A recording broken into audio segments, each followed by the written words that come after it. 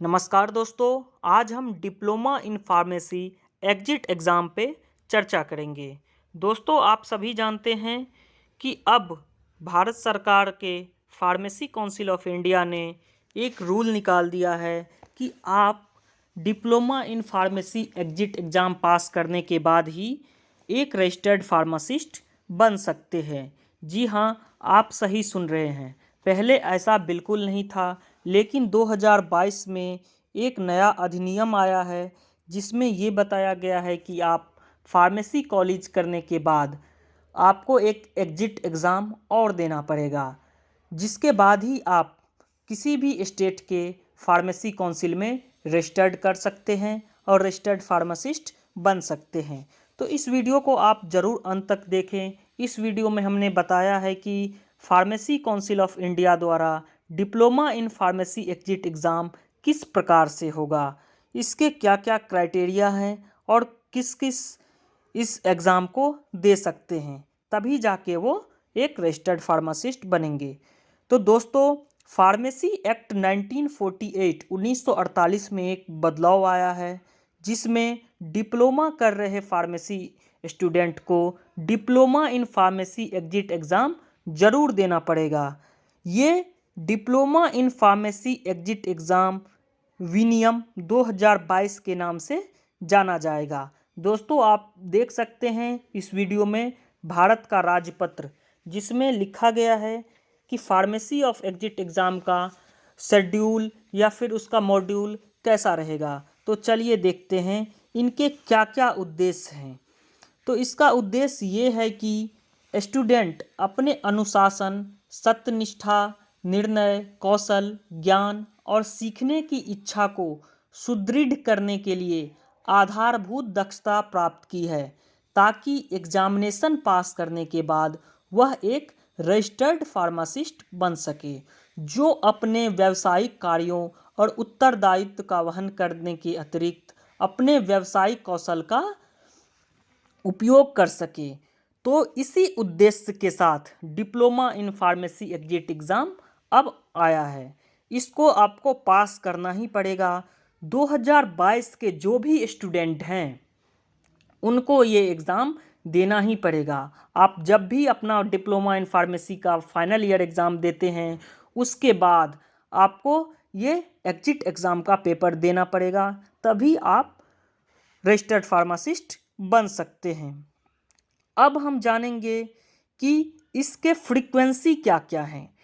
तो सबसे पहले ये diploma in pharmacy exit exam प्रत्येक साल 2 बार आयोजित किया जाएगा, और जब तक स्टूडेंट इस फार्मेसी एग्जिट एग्ज़ाम को पास नहीं कर लेता है, तब तक ये वो एग्ज़ाम दे सकेंगे। इसका कोई लिमिट नहीं है कि आप इतना ही बार दे सकते हैं। जब तक आप प्रत्येक पेपर में पास नहीं हो जाते, तब तक आप इस एग्जिट एग्ज़ाम को दे सकते हैं, और पास होने के बाद ही आप रजिस्टर्ड हो सकते हैं। तो ये साल में प्रत्येक साल 2 बार आयोजित किया जाएगा।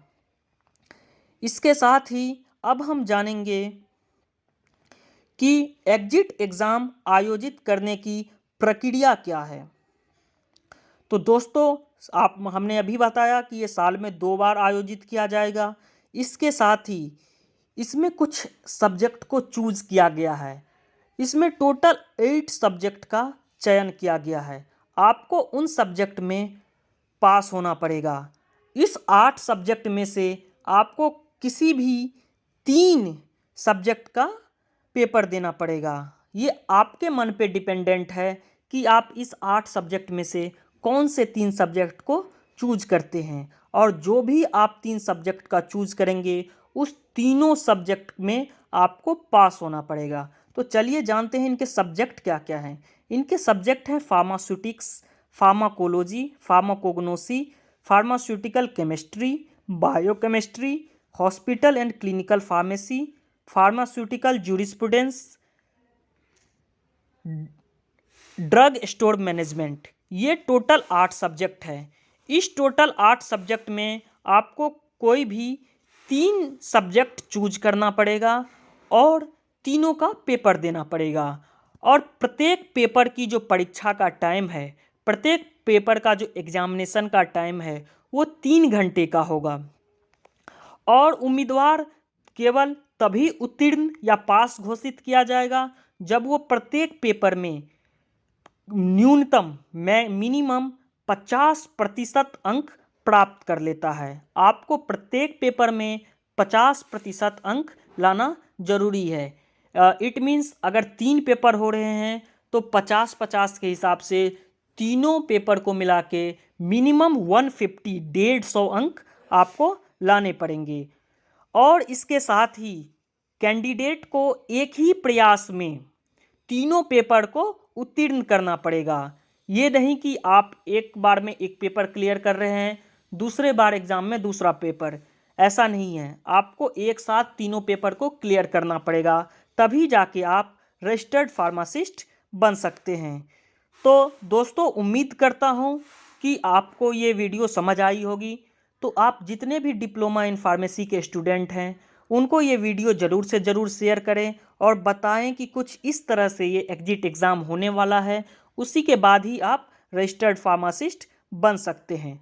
और ये जो diploma in pharmacy exit exam का रूल है वो भारत के सभी राज्यों के फार्मेसी स्टूडेंट पर लागू है। ये केवल और केवल डिप्लोमा इन फार्मेसी स्टूडेंट पे लागू है। तो दोस्तों, इसमें हमने भारत के राजपत्र को भी दिखाया। इसके साथ ही आप फार्मेसी काउंसिल ऑफ इंडिया के साइट पे भी जाके इस नोटिफिकेशन को चेक कर सकते हैं और आप जान सकते हैं कि ये diploma in pharmacy exit exam कैसे होगा और एग्जामिनेशन का क्या मॉड्यूल है, और इसको पास करने के बाद ही आप एक रजिस्टर्ड फार्मासिस्ट